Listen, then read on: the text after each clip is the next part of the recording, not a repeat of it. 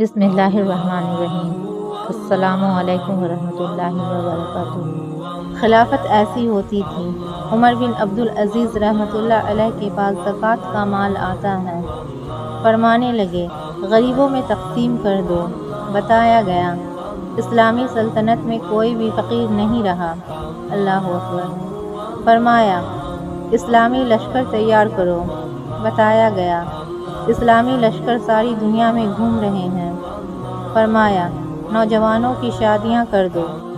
بتایا گیا کہ شادی کے خواہش مندوں کی شادیوں کے بعد بھی مال بچ گیا ہے۔ فرمایا اگر کسی کے ذمے قرض ہے تو ادا کر دو، قرض ادا کرنے کے بعد بھی مال بچ جاتا ہے۔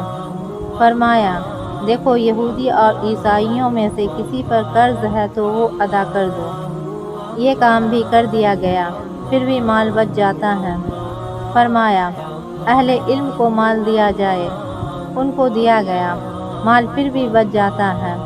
فرمایا اس کی گندم خرید کر پہاڑوں کے اوپر ڈال دو کہ مسلم سلطنت میں کوئی پرندہ بھی بھوکا نہ رہے۔